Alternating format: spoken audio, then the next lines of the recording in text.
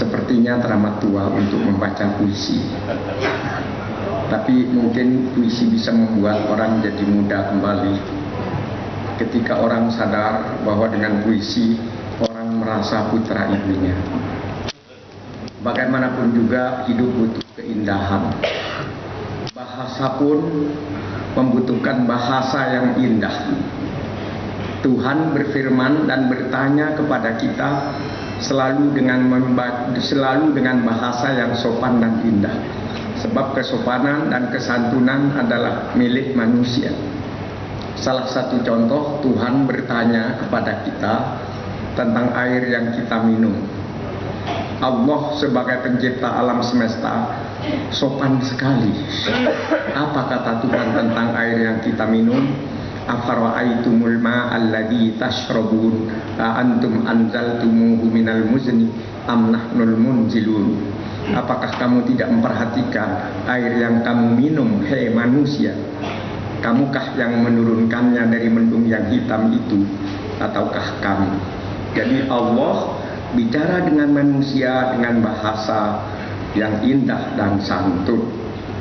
Pemimpin Indonesia yang pertama di zaman kemerdekaan, kalau berbicara dengan rakyatnya selalu menggunakan bahasa yang indah dan santun. Salah satu contoh Bung Karno misalnya, yang sangat menghargai penyair. Ketika mengucapkan pidato Vivere Pericoloso tahun 1964, Bung Karno sangat menghargai Khairil Anwar dengan bahasa dan lantunan kata-kata intonasi yang tidak kalah dengan W.S. Rendra. Apa kata Bung Karno? Saudara-saudara sebangsa setanah air, salah seorang penyair kita, Khairil Anwar namanya, mengatakan, aku mau hidup 1000 tahun lagi. Aku kagum kepada kalimat ini, saudara. Soekarno juga ingin hidup 1000 tahun, tapi mana mungkin 100 tahun saja belum mungkin. Walaupun demikian, walaupun Soekarno belum tentu hidup 100 tahun, tetapi cita-cita kemerdekaan yang kutanamkan di hati bangsaku, di hati rakyatku, aku yakin akan hidup sampai 1000 tahun.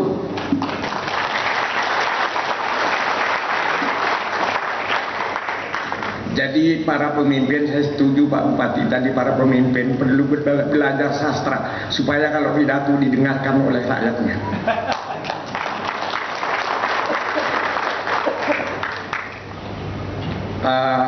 Orang bercinta saja butuh kata yang indah. Kalau kita hanya mengucapkan aku cinta padamu, I love you, kayaknya itu klise.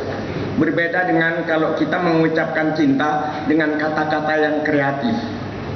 Misalnya, izinkan aku mencium sebutir debu yang melekat di ujung sepatumu.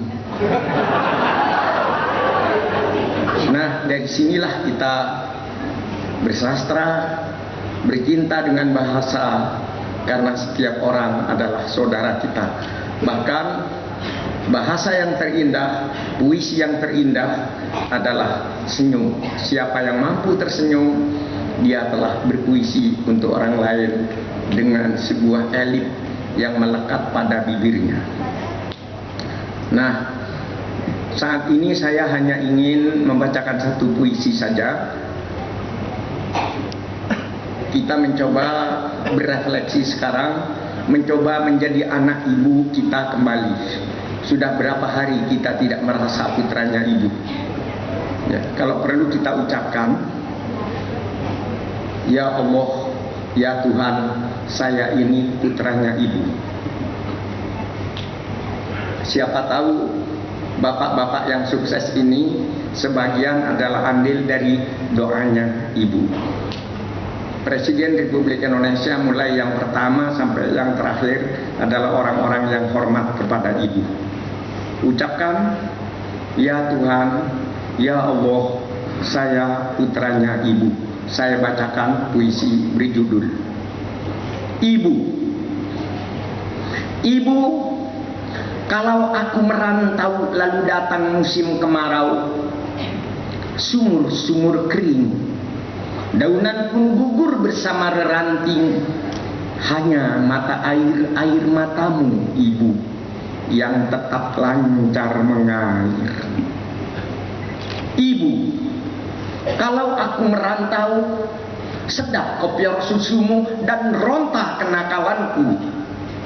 Di hati ada mayang siwalan memutikkan sari-sari kerinduan. Karena hutangku padamu, Ibu, tak kuasa ku bayar. Hutangku padamu, Ibu, tak kuasa ku bayar. Hutangku padamu, Ibu, tak kuasa ku bayar.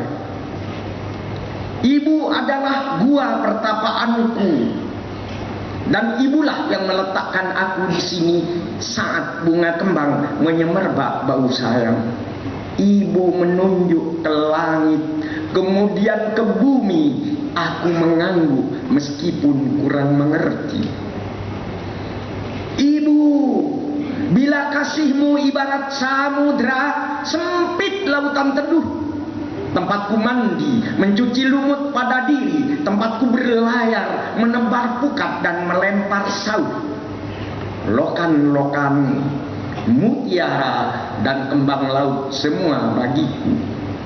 Ibu, kalau aku ikut ujian lalu ditanya tentang pahlawan. Kalau aku ikut ujian lalu ditanya tentang pahlawan. Kalau aku ikut ujian lalu ditanya tentang pahlawan, Ibu yang kan ku sebut paling dahulu, lantaran aku tahu engkau ibu dan aku anakmu. Kalau aku berlayar lalu datang angin sakal, Tuhan yang ibu tunjukkan sudah ku kenal. Ibulah itu bidadari yang berselendang biang lala, sesekali datang padaku, menyuruhku menulis langit biru dengan sajaku. Selesai.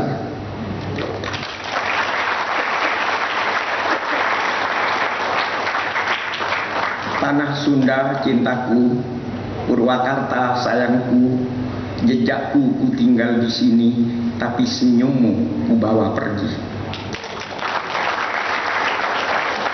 Assalamualaikum warahmatullahi wabarakatuh.